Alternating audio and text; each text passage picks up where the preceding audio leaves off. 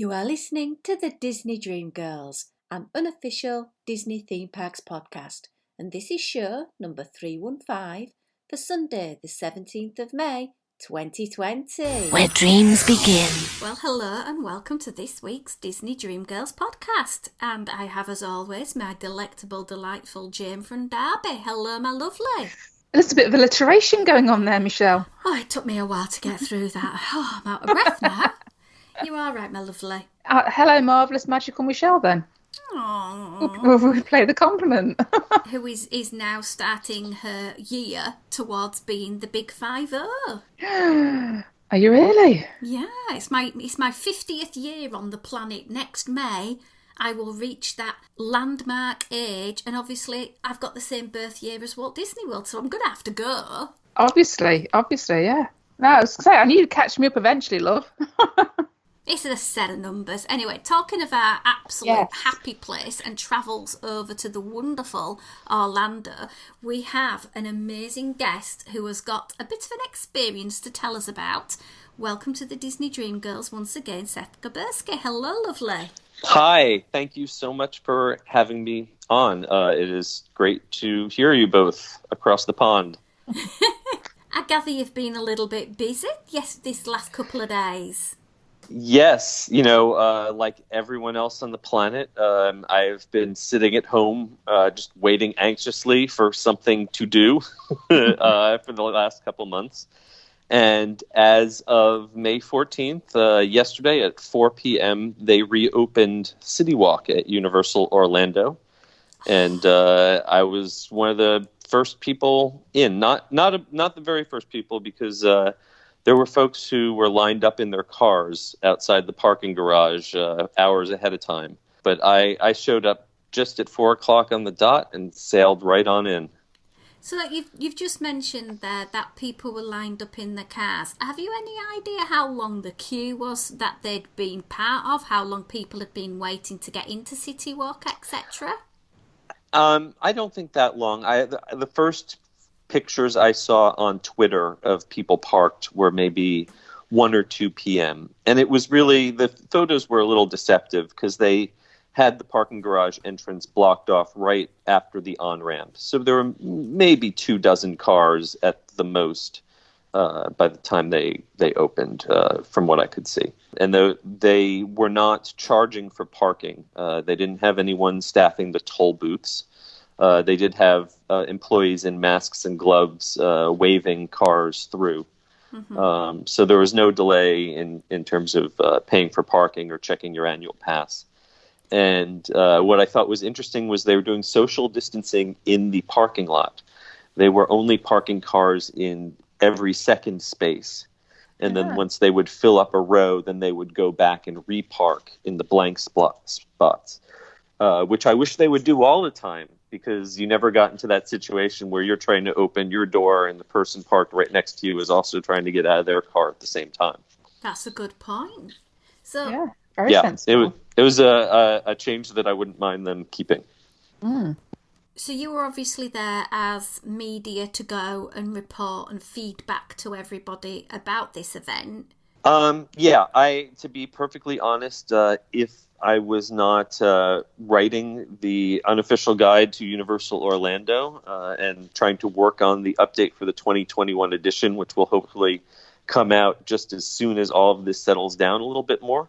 So, it's kind of my job to have to go and see what's going on. I might have given it a day or two if I hadn't. But, I was afraid that there would be a big crush on that first day. And Universal, from everything I saw, handled what little crowd there was beautifully. I did not see anyone bunching up. There was social distancing practiced from the minute you got out of your car, walking through the garage. Before you would even get to the central hub where they do the security screening, there was a temperature check. Mm-hmm. And they had informational signs and stickers on the floor every 6 feet, indicating where your group should space out. They use the remote thermometers that just hover in front of your forehead for 2 seconds. And I was straight through. There was really It was the temperature check was definitely less painful than going through the bag check at Disney. That's for sure. And Universal's security check with instead of touching your bags and going through your bags, them sending the bags straight through a X-ray machine. I already thought that was much more efficient and now much more touch-free than Disney's version of poking through your bag with a little stick. Metal detectors sailed straight through. So the whole entry procedure was, I think, as painless as they could have made it. The one interesting thing was everyone I saw from pretty much the second they got out of their cars was putting on face masks. Virtually everyone I saw brought their own face mask, and face masks are required for both guests and employees. I thought the interesting thing was that as soon as you get to the temperature check, they're also looking for masks. If you're not wearing a mask, they will direct you over to a little kiosk where they are selling masks. They are not yet Harry Potter masks or Minion masks. They're fairly generic, though I am certain if this thing goes on, they will have licensed masks eventually. But the masks are 1 for $6 or 3 for $15, which is actually a lot cheaper than I've seen them sold in stores around here lately. Even people who are doing homemade masks are usually selling them for $5 to $10 a piece. Has there any been published about what would happen if you refused to wear a mask? Are they saying, look, this is our property, you're not allowed in without a mask? Yeah, so they are very friendly about it. And I did ask, and they said, well, first we'll invite them to purchase a mask. And then if they refuse to purchase a mask, we do have, the disposable paper ones that they will give you for free if you refuse to buy a mask. And if you refuse to wear that, they have uniformed police officers who will kindly explain to you that Universal is private property and you're welcome to come back at a future time. And that's that they're polite about it. They're friendly about it. I did not hear any reports on opening day of any fights or arguments. And as I walked around the park, I think I saw maybe 1 or 2 kids pulling their masks off and their parents chasing after them. But I did not, I've been, going out to my local grocery store once a week and counting, how many people are wearing masks versus not wearing masks. And compared to Universal, there's no comparison. I'd say out in the general public, I've seen 50% or fewer people wearing masks. At Universal, it was 100%, and I didn't hear anyone complaining. If they were complaining, they were doing it privately behind their mask. So talk us through some of the stores that have decided to open. Is it all the stores? Is it certain ones? Yeah. And what measures are they doing? So right now it is a very limited selection of stores. The 3 major categories we're talking about are shopping, dining, and entertainment. Shopping, you've basically got only 2 stores open. The main Universal Studio store, which is selling, among other things, a little branded bottle of Universal hand sanitizer for $3, which I think is a great price because it's really hard to find hand sanitizer at any price on the store shelves. They're also selling those masks. They've got a bunch of new Trolls merchandise, and they are lining people up outside the store, with 6 feet apart in the queue and only letting small groups of people into the store at any one time. The other store that is open is Hart and Huntington. I might have that name reversed. It is the tattoo store. And I stepped in there. I don't normally do a lot of shopping in there, but they had the store set up where normally it's just one door that people enter and exit, and they use a little stanchion to split that in 2. So there was a one-way path through the store. When you entered the store, you immediately had to take a squirt of hand sanitizer, and only 10 guests at a time were allowed in the store. And once you snaked through the store, you then had to exit. They are only selling merchandise. Tattoos are not being performed right now. They're waiting for clearance from the governor for that. and that will probably come sometime in late June. The last retail that I noticed was open was the store that is attached to Margaritaville. And again, they were just allowing a few people at a time in to walk through in one direction, and that was closed off from the rest of the interior of Margaritaville.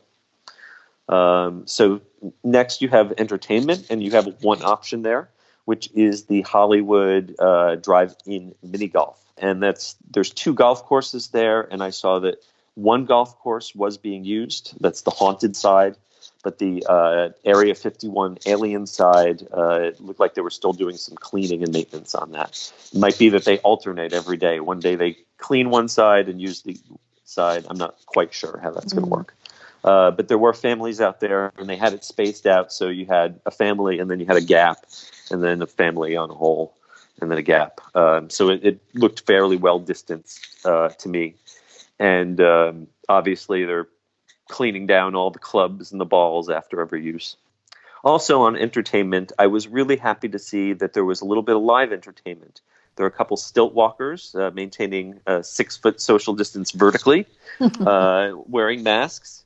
And there was also a little marching band of drummers out on a balcony performing. And they had some Universal team members on a microphone kind of playing MC, welcoming guests back and informing them about what was going on.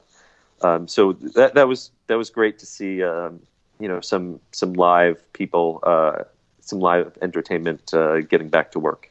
So it sounds like there was a nice atmosphere then, by the sounds of it. They had music playing, even though the Hard Rock Cafe and the Toothsome were closed, so there was really nothing open on that entire side of the lagoon. They still allowed you to walk all the way around. It was a really beautiful day, perfect weather.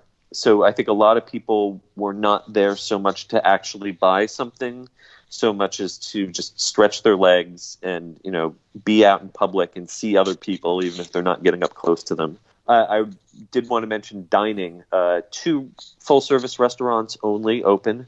Bubba Gump, which did have a bit of a line outside. Obviously, very limited dining. Only about 25%, I think, of the tables in use. And then Margaritaville, which had a 2-hour wait for a table within about 15 minutes of opening. And they were only using their porch and their Lone Palm bar out by the plane. Something I thought was really interesting. Universal obviously did not want people getting out of hand. All of the outdoor bars were closed. Fat Tuesday was closed. The Margaritaville walk-up windows were closed. So the only way to get alcohol was if you waited for a table and purchased a drink at a sit-down restaurant. So I thought that was probably smart. You don't want a whole bunch of people getting rowdy with a drink when they're trying to social distance. And most importantly, I can't forget both Aunt Annie's, I always mispronounce that, and my favorite Voodoo Donuts were open.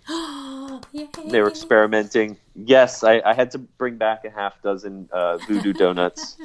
They're even better the next day for breakfast. I thought it was interesting. Voodoo Donuts was experimenting with mobile ordering for the first time.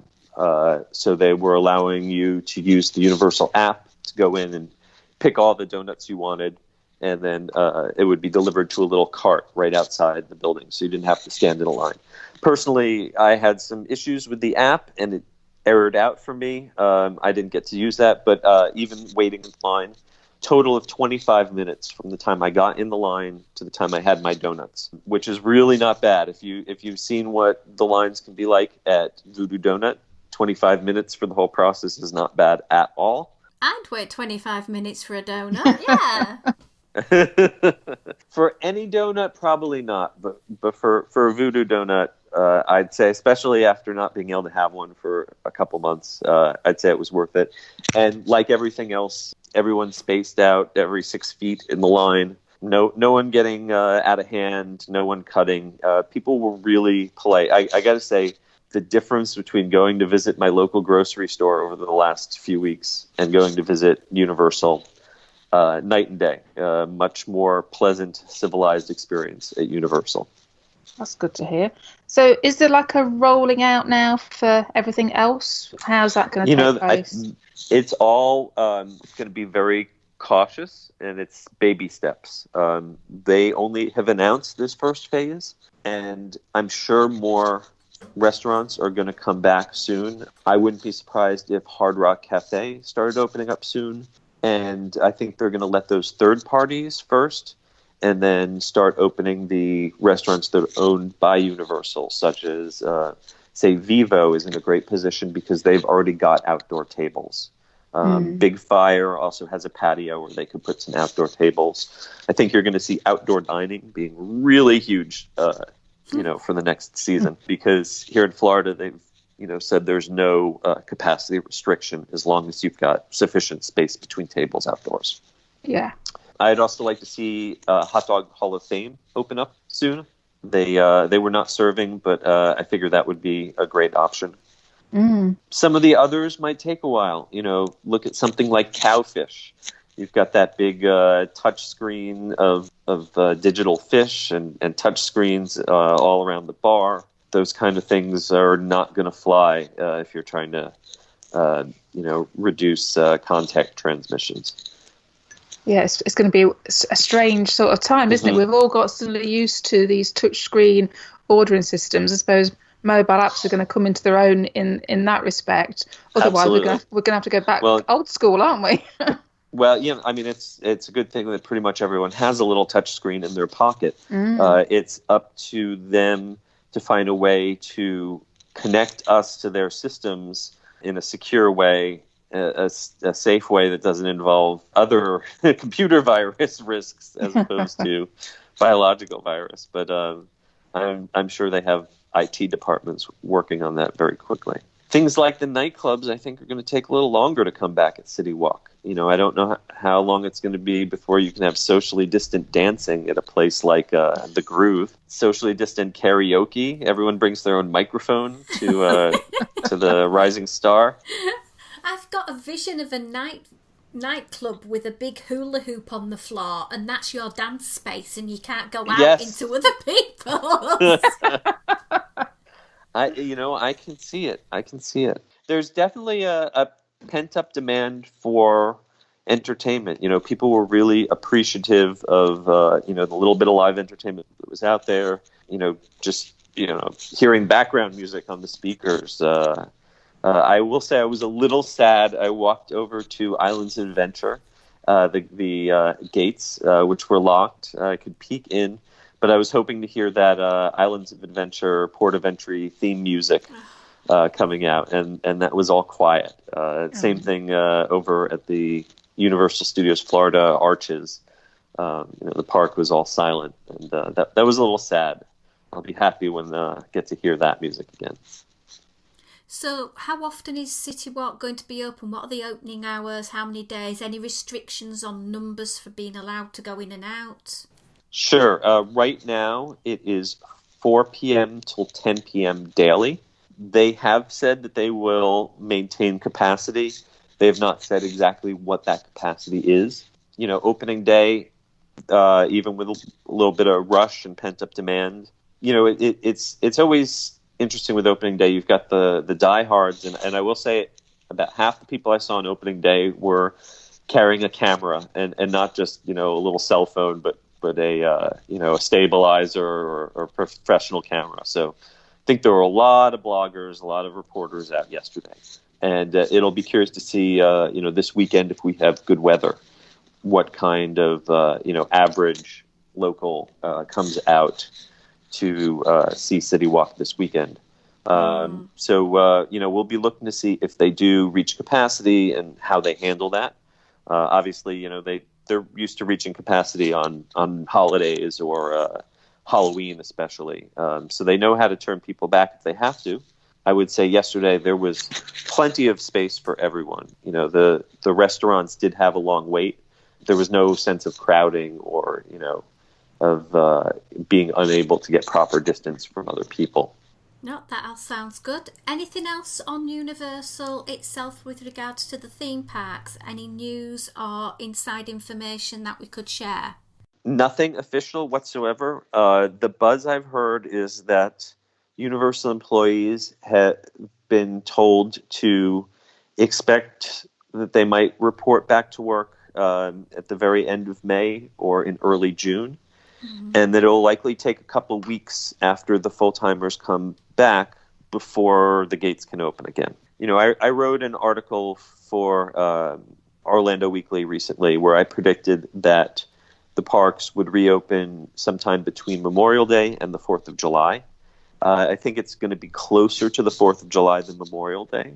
I think that's the kind of time frame we're looking at. Okay.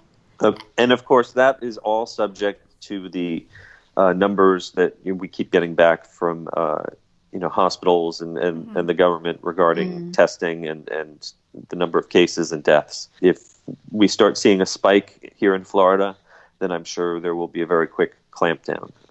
If we continue at the level that we have, and in Orange County, which is where Disney and Universal are mostly located, we've had relatively stable numbers for a bit now, and fairly low on a per capita basis. So I think that as long as that continues, you're going to see movement next month towards getting the parks open. The big question will be which park wants to jump and be the first. Thought it was interesting that Disney announced the opening of Disney Springs first, but Universal opened City Walk first, which is pretty typical if you look at, how they build things like Harry Potter and Avatar Land. Disney always announces something first and then takes a long, long time to do it.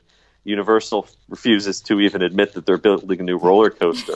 And then they're like, oh yeah, it's open Tuesday. So let's just talk about the parks reopening. What would you be heading to first at Universal? What have you missed the most? And it doesn't have to be the big headliner. It could be, an eatery or a part of the park you like to sit and ponder. There's three easy answers. Butterbeer, and butterbeer. And that would be hot, frozen, and regular in that order.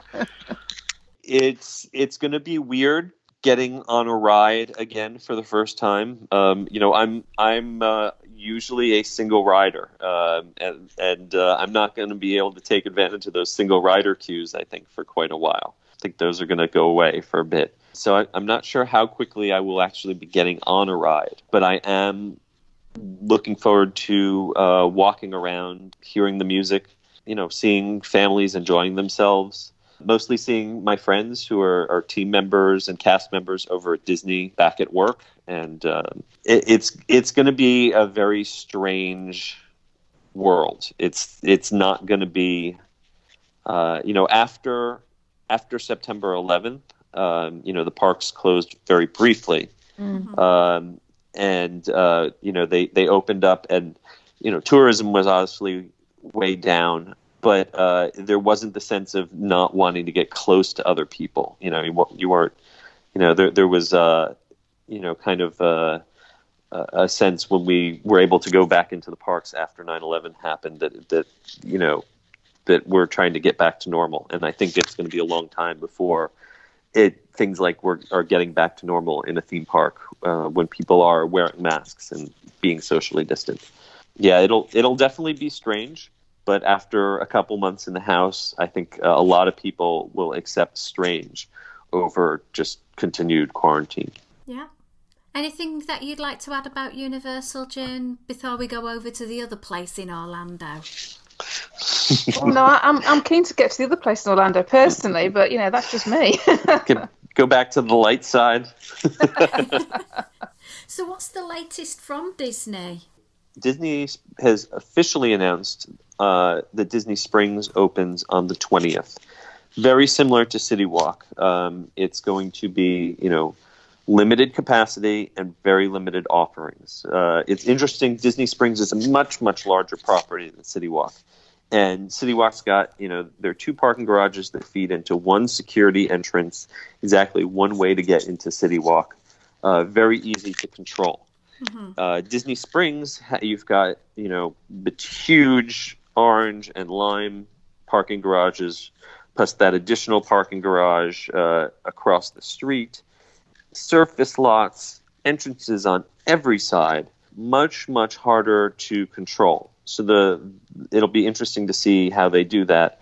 They have said that there are going to be appropriate use of masks for guests. We're interpreting that as mandatory masks. I don't know if they've officially announced the temperature checks, but they've talked about it on the news, and I know someone who's been assigned to be a temperature checker at Disney Springs. So that will be, I'm sure, very similar to Universal. So as of the 20th, you're only going to have a handful of restaurants and shops open. STK, Wolfgang Puck, The Polite Pig, Anthropology, a handful of others. You're not going to have the movie theater or the bowling alley or those sort of things open yet. I'm very curious to see how and when The Void opens with the VR. And if people are interested in putting, a VR headset on their head. But that'll be on the 20th.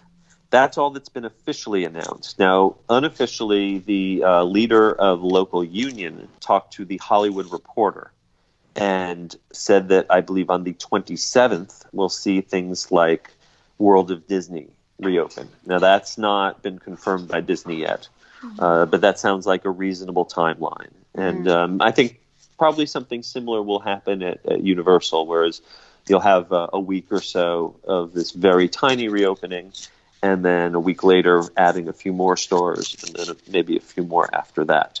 Things at Disney Springs that I think will take a while to reopen. The NBA experience has a lot of hands-on activities that will probably be challenging to properly sanitize. Though I will say, I believe as of today on International Drive, the Madame Tussauds Wax Museum has reopened. And that has also got a lot of hands-on things. So they can reopen. They've also reopened the Sea Life Aquarium, and that's got some hands-on activities. So, if they can operate, maybe the NBA can, though from everything I've seen, it might not be hard. It might be easy to tell the difference between it closed and open for the number of people that they actually have attending it. But, bowling might take a little while for people to want to wear someone else's shoes and pick up a communal bowling ball. The movie theater, AMC Theaters, is in a lot of financial trouble. And there's questions about what is going to happen with that chain when theaters are able to reopen. And we're not even looking at any movies trying to come out until July. Eventually those things are going to start coming back. The things that are going to start coming back will be the first-party Disney restaurants and some more of the stores. The one that I am probably looking forward to most is Wrangling Road. I would like to be able to get properly poured Guinness again. They've been doing a really good job on putting out some really good live feeds as well to keep people entertained. They really have. Yes, absolutely. Oh, I did hear that Morimoto's should be opening up not on the 20th, but within a week or so after that. One I'm a little concerned about is Art Smith's Homecoming. They were one of the first restaurants to not just furlough, but lay off basically all of their workforce. So I hope that they can staff back up and bring that their cake, their deviled eggs, their fried chicken. I hope that can all come back. Yeah. So and then the Disney parks.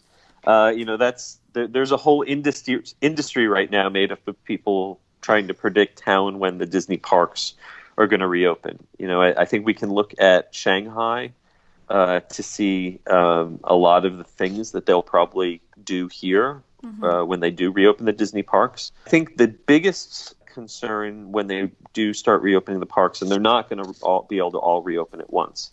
I would bet that Magic Kingdom would probably be the first to reopen, and that Epcot will probably be the last to reopen. If nothing else, Epcot's World Showcase relies on all of that international staffing that will not be easy to bring back. And things like a food and wine festival, it's going to be hard to do something like that for a while. Besides, Epcot is mostly a construction zone right now, so it would be sensible to keep all or most of that park closed, and you just get that construction work done a lot quicker without guests around. Makes sense.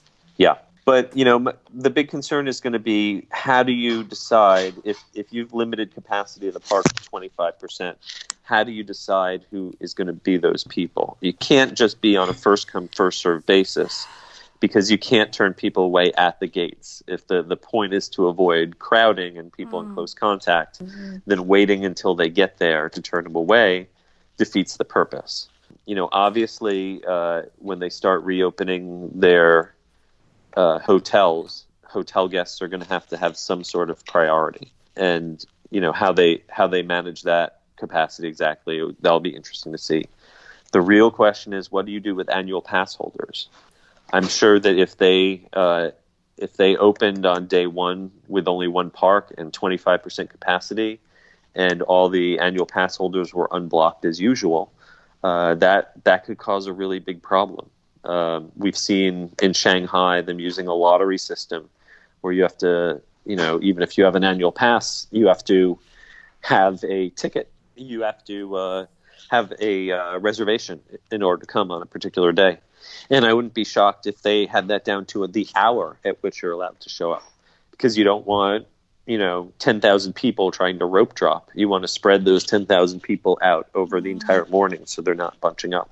Which, as someone who writes touring plans for an unofficial guide, that could make things a little interesting if you have to worry about what time you're assigned to arrive at the park. There's just a whole lot of variables, and I think anyone whose name is not Bob Iger has really, nothing but guesses right now on exactly how it's going to work. True. Some very good points, though, being made there. And for me, I have got one Walt Disney World trip left in my calendar because every other trip has been cancelled, and that's for Christmas. Oh, no. So, well, we'll see. I think the question for Christmas will be not whether the parks have reopened. The question will be whether the parks have reclosed. We've heard warnings about a second wave coming with colder weather, which as devastating as this first closure has been, a second wave, especially if it is sharper than the first, that could actually be worse. But I'm crossing my fingers for a Christmas miracle for you, so that you do get to come and be here in the parks. Because I think that if that does not happen, hopefully, that they could actually have a really good Christmas season. When they open up this summer, a combination of a lot of people having been put out of work and a lot of people being frightened to travel, or travel getting really, difficult because of flights and things being cut back. I think that, if they're limited to 25% capacity, I think demand is going to be about 25% of what it would be. So that will probably match up pretty well. But I think that if things continue to stabilize, that by Christmas there could be some real pent-up demand and some bounce back. And then you might see them have to work a little harder to figure out how to limit capacity. I'm afraid to say that, the parks really only have one way anymore to handle capacity, because they can't really build expansions fast enough, especially in this climate. It would be by increasing prices. That's how you would manage demand. So I think if you thought the parks were expensive enough, we may see some temporary discounting to lure locals in, just to prime the pump and get people back through the gates initially. But once demand starts to bounce back, we may see a sharp increase in price to make up for the fact that they've got to limit the number of people they let in. Interesting times ahead. Yes. Yes, that is an ancient Chinese curse, isn't it? May you live in interesting times. We are all living through very interesting times. Yeah. So you've talked about what you'd like to do by getting back into Universal and downing every sort of butterbeer that's going. What about Disney? What would be the equivalent on the Disney side of things? I want to ride Rise of the Resistance again. I got in a few rides in the short time it was open, and that's a really addictive experience. But I getting that morning crowd, shoulder to shoulder, all those people showing up to get early enough for a boarding pass. I don't know if that can fly anymore. I don't know how that's going to work. Obviously, virtual boarding passes are going to spread to all sorts of attractions. We're going to see Fast Pass, Max Pass, virtual boarding pass, that kind of thing being used more and more to keep people from bunching up in a crowded indoor queue. But then we're going to run into the question of where do they go? If they're not standing inside in the queue, then is there enough space for them to spread out outside? So yeah, I can't wait to get back on that Star Destroyer again. I'm not sure how quickly that's going to happen. I think I could do with a Dole Whip. Dole Whip would be, and I've seen some make at home recipes for Dole Whip, but I really don't think that they're quite the same. There's nothing like getting a Dole Whip in an Adventureland and then taking it into the tiki room. I've had to go at a few Disney replica recipes. I've done the macadamia nut pancakes from Kerner Cafe, and I've had a go at some of Art Smith's cheesy biscuits, which were amazing. And what was the one? Carrot cake cookie. Carrot cake. Oh, that was just divine. Well, Seth, why don't you give yourself a bit of a social media shout out where people can see all of your wonderful links to everything and see the pictures that you've taken at the parks, etc. Absolutely. The first place you can go is our website, theunofficialguides.com, and there you'll find links to purchase all of our books: Unofficial Guide to Universal Orlando, Unofficial Guide to Walt Disney World, Unofficial Guide to Disneyland, and even if you're feeling lucky, Unofficial Guide to Las Vegas. And you'll also find there links to our social media. We are at the UG Series on Twitter and Instagram, and we're also on Facebook. You can search for us. Perfect.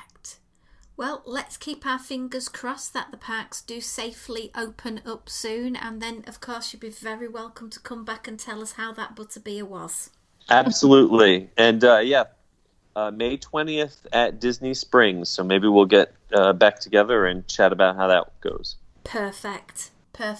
And before I sign off this week's show, as usual, you'll be able to find out a lot more about the Disney Dream Girls over on our website, disneydreamgirls.com, and Seth is very kindly sharing some of his pictures of his trip out to City Walk over there, so please make sure you check it out. And we also have on Facebook the Disney Dream Girls podcast family, where you can share your Disney life. In addition, find us on Instagram and Twitter at DisDreamGirls, and we love hearing from you, so please don't be a stranger. Well, until next week's show, it's a goodbye from me. Goodbye from me. Goodbye from me. This podcast is part of the After Dark Podcast Network.